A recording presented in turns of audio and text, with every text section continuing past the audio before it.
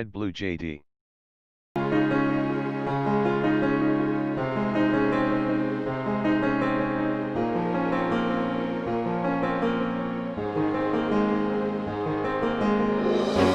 Biragoranye cyane yuko umuntu ashobora kuza akakubwira ngo uriyanga. Impamvu nuko buri kimwe cyose ukora ubizi neza yuko ukikorera, kandi ukaba ubizi neza yuko uramutse ubonye ikintu cyiza umuntu wa mbere wabanza kukijyaho cyangwa se kukishimira ari wowe ubwawe. Ubuzima bwawe nyamara nubwo ushobora gutekereza yuko wikunda cyane, ushobora gusanga buri kuzimu, ushobora gusanga atari ubuzima bwiza, ushobora gusanga ari ubuzima buri habi cyane, bikarangira rero bivuzwe yuko rwose utikundana mba ahubwo wiyanga cyane. Ushobora kuba utunguwe muri aka kanya uvuga ngo ese ni gute umuntu yiyanga. Icyo nakubwira cyo nuko mu gihe icyo ukora cyose, aho wajya hose haba hari ibyiyumvo bidapfa kukuvamo ko muri wowe ubabaye, kudafite agaciro, kuri igicucu, kandi ko watsinzwe, kandi kuri umuntu ufite ibyo utazageraho mu buzima. Ushobora kugira icyo ugeraho, ushobora guhabwa urukundo, ushobora kwishimirwa n'abantu, ariko kandi muri wowe ukaba wifitemo akantu kameze nk'uburozi ko nta kintu cyiza gishobora gupfa kukubaho, ko mbese ibintu byose atari ibintu byiza namba. Uratekereza yuko urinde, wumva yuko utari umuntu uhagije, ko rwose utari mwiza bihagije, ndetse kutazigera uba mwiza bihagije. Wumva yuko icyo waba ukora cyose utari ingenzi, kuri hasi y'abandi, kudashobora kugera kuri cyiza, ko wavunitse, kudafite ibyiringiro, ko ntacyo umaze mu buzima, kusekeje kandi kudakunzwe. Rekera aho ngaho kwibeshya none, ntabwo rwose uri mubi nk'uko ubitekereza. Impamvu igutera ibi ngibi gusa ni ukwiyanga. Uku kwiyanga nubwo utabizi yuko ari bwo burwayi ufite, nabyo bifite impamvu zitandukanye zibitera. Reka mu kiganiro cyacu cy'uyu munsi tukwereka uburyo ushobora kuba wishuka cyane ko wikunda kandi nyamara wiyanga. Turarebera hamwe ibimenyetso bigera kuri 15 by'uko wiyanga cyane ubwawe, tukwereka impamvu zishobora kubitera ndetse n'uburyo butandukanye ushobora kuba wabikosora. Ngo wayikaze kuri Red Blue JD, ukaba uri kumwe nanjye Abayo Yvette Sandrine.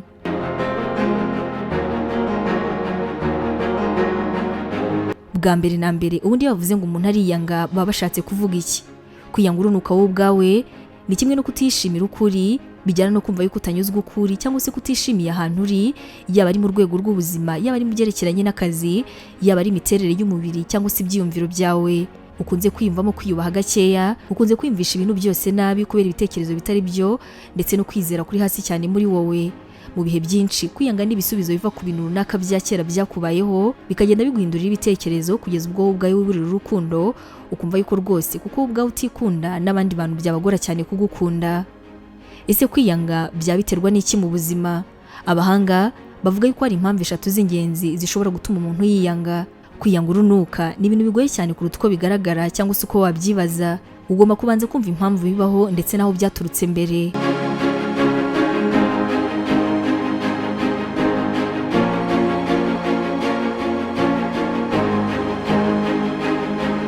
Ikimenyetso cya mbere cyangwa se impamvu ya mbere ishobora gutuma umuntu yiyanga ni ukorerwa mu muryango ukennye cyane. Iyo twareye umuryango urimo ubukene bukabije, butuma duhora tubabaye kandi tutishimye namba.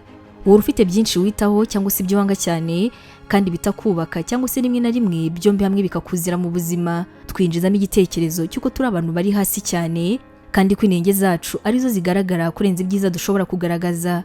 Dukunze kwibaza tuti kuki ubundi ababyeyi bacu cyangwa se mu muryango bacu bari badufite mu nshingano bataduhaye biriya, kandi kwa runaka bo barabibahaye.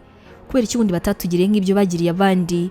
Umuhanga mu mitekerereze akaba n'umufilozofi Alice Miller yaranditse ati, urabona nk'abana batoya dukunze kubona ababyeyi bacu mu buryo busa n'Imana ntoya. Kuri twe rero baba bagomba kuba abantu bakize, dusaba buri kimwe cyose kandi tukabasha kukibona. Ababyeyi bacu ni abantu tuba tugomba kubonaho umutekano uhagije.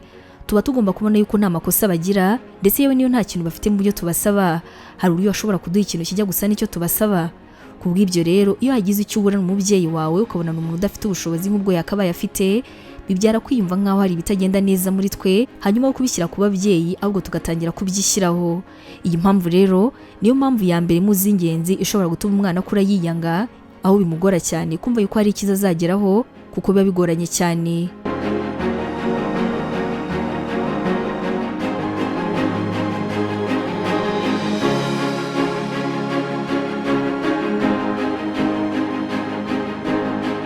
Ikintu cya kabiri gishobora gutuma ukura wiyanga ni uburyo sosiyete ituyemo iteye cyangwa se gufata mu buzima. Hari igihe uri ahantu ukumva uratuje, ukumva urakunzwe cyane. Ibi ngibi rwose biba ari ibintu byiza cyane.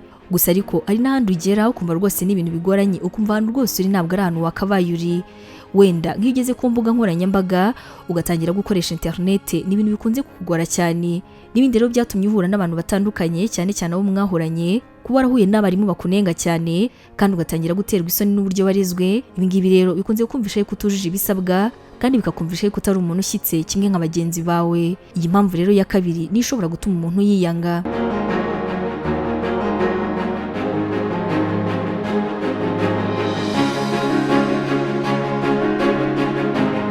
Impamvu ya gatatu ishobora gutuma umuntu yiyanga ni ukwimva nk'uwatakaje ubugingo cyangwa se utagifite kamere muntu. Muri aka kanya iki ngiki turimo kukubwira nicyo kintu cy'ingenzi gikunze gutuma abantu biyanga. Twese twavutse nta bwenge tugira, twavutse ibintu byo kuvuga ngo kiriya ni icyanjye cyangwa se uriya ni uwanjye cyangwa nanone njye ubwanjye, ari ibintu bigaragara gake cyane mu buzima bwacu tutaramenya ubwenge. Nk'impinja ntabwo tuba tugira kwikunda, ariko kandi uko tugenda dukura kugira ngo tubashe kuba muri iyi si tugenda duhinduka cyane, tugatangira kwimenya, tugatangira kumenya ibintu byacu, ibituranga, abantu bose batugenewe n'ibindi nk'ibyo. Uku gutandukana rero bigamije kwiyumva biri mu mizi dutera kwiyanga cyane. Impamvu ibitera ni uko gusa dushobora kwanga ikintu gihari, ntabwo dushobora kwanga na gato y'umuntu udahari. Hatabayeho uwo muntu nta kwiyanga gushobora kugaragara. Kwimenya rero, kwiyumva ndetse no kwigereranya n'abandi niyo mpamvu ya gatatu ishobora gutuma umuntu yiyanga.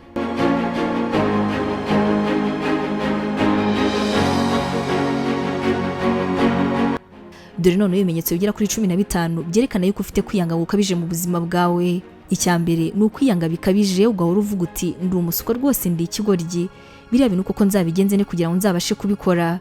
Icya kabiri ukunze kwiheba bivanze no kumva uhangayitse cyane. Icya gatatu wumva udafite umutekano kandi uri kunegurwa cyangwa se uri kubangamira abandi mu gihe muri kumwe. Icya kane ukunze kutimvamo icyizere ndetse ugakunda guhagarara nabo uhagaze usa nk'uwishingikirije ku kintu, birakugora cyane yuko ushobora guhagarara wemye. Icya gatanu urirengagiza kandi ntabwo agaciro umubiri wawe n'ubuzima bwawe. Icya gatandatu uriyangiza ukisenya cyane, handi utanemerera abandi ko bagushimira, wenda ngo bakubwire ngo wambaye neza, urasa neza. Ibi ngibi byose wumva ari uburyarya ndetse ntabwo ushaka kubyumva. Icya karindwi ukunze kugira ibibazo by'uburakari bukabije. Icya munani wanga gushima, wanga kugirwa inama ndetse ukanga ubufasha cyane. Icya cyenda uri umuntu ukunze kwigunga. Icya cumi ukunze kugira ingeso rwose yo kumva yuko utatsinda namba. Icya 11 ukunze kwimva nk'umuntu wahohotewe cyane igihe cyose, biragoranye cyane yuko ushobora kwimva yuko ibyakubayeho ari ibintu byari bikwiriye kuba. Icya 12 witekereza nk'uwatsinzwe, nta cyizere wigirira, uhora wibaza uti ese bimaze iki kuba ndi umuntu cyangwa se kuba ndi kuri no si y'abazima. Icya 13 uri umuntu utagira ibyiringiro. Icya 14 uri umuntu utagira intego na nkeya mu buzima. Icya 15 rimwe na rimwe ujya wibaza uti ariko ubundi kuki navutse cyangwa se kuki nabayeho. Ese yaba hari ingaruka mbi zishobora no guterwa no kutikunda bihagije? Yego rwose birumvikana yuko ingaruka zo kutikunda zigaragara kandi zihagije.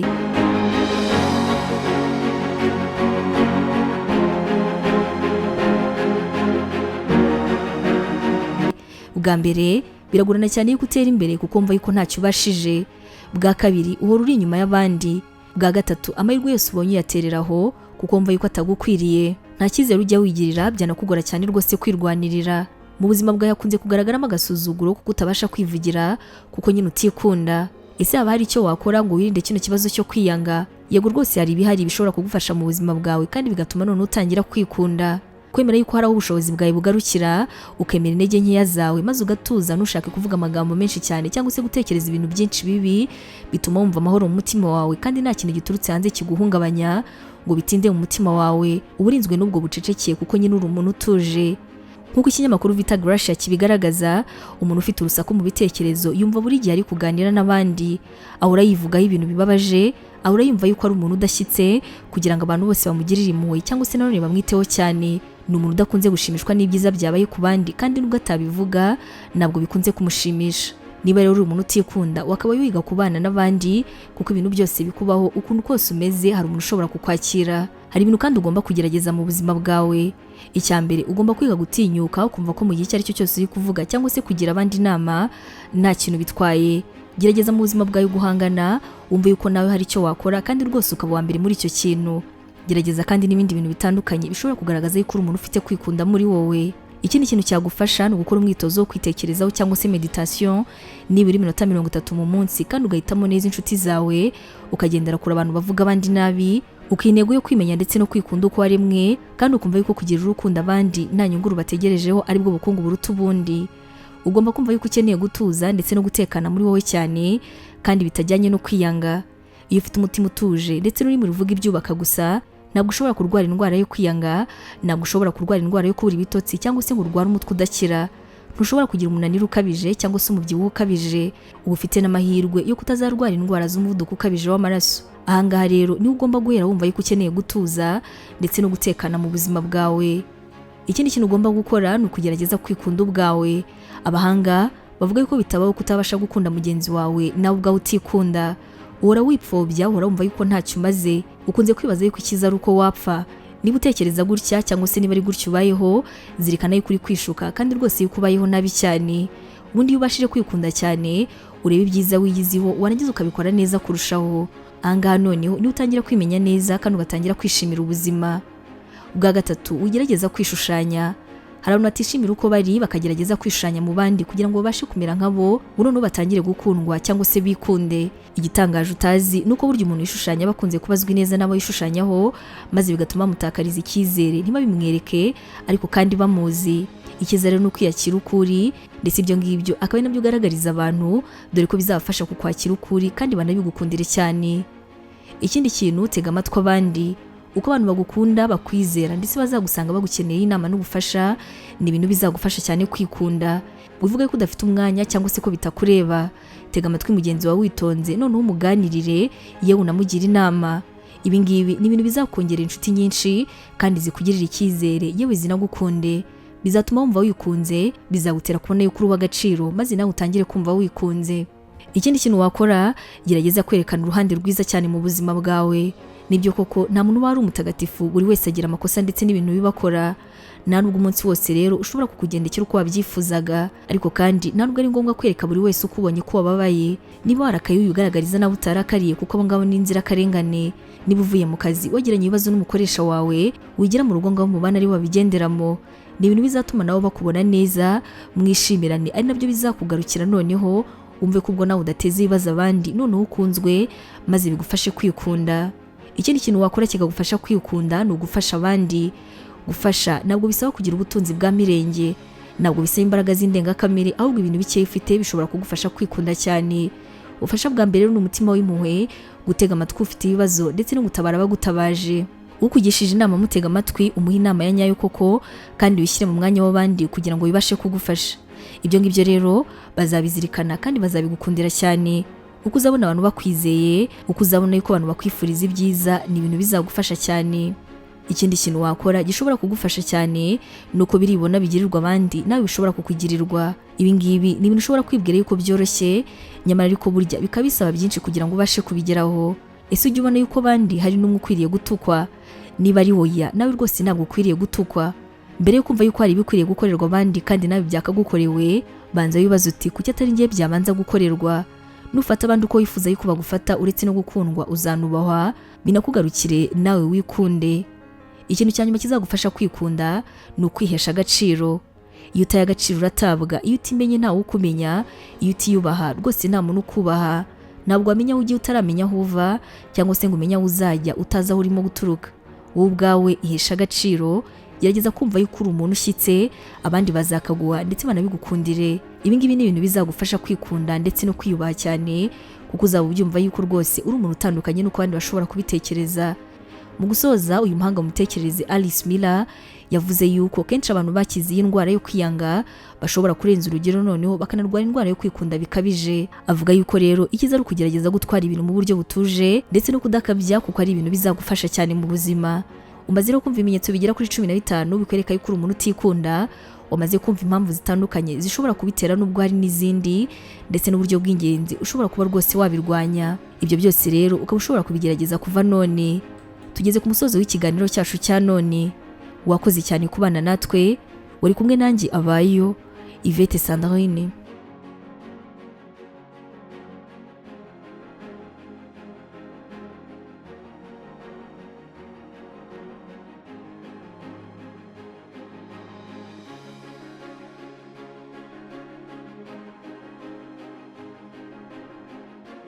Abacuruzi bafite ibicuruzwa na serivisi nziza, ariko bafite ikibazo cy'uko abantu benshi batazi ubucuruzi bwabo.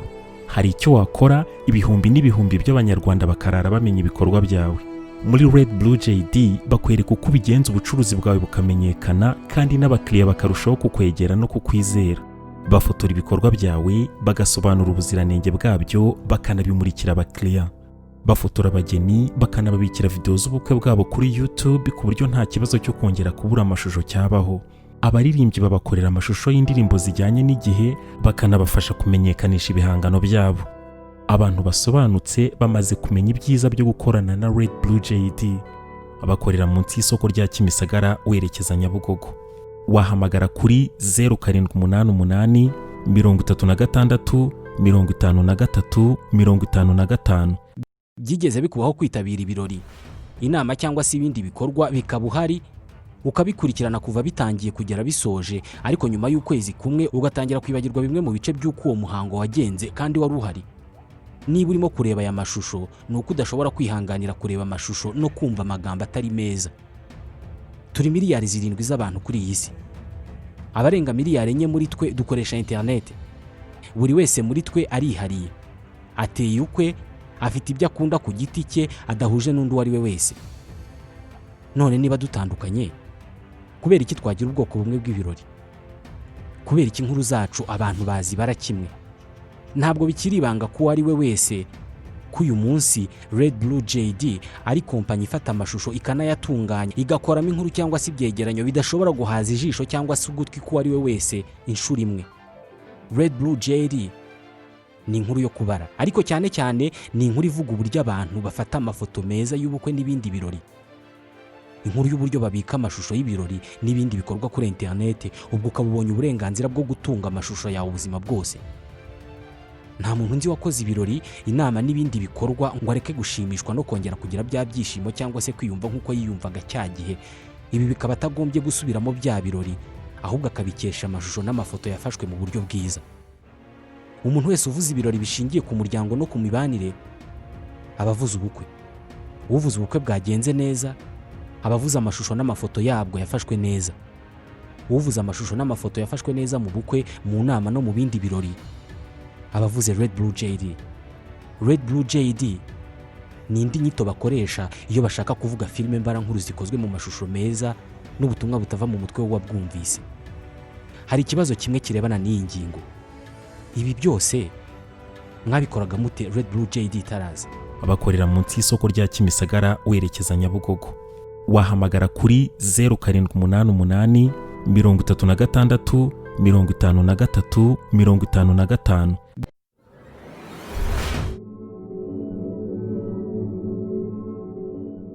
Red Blue JD.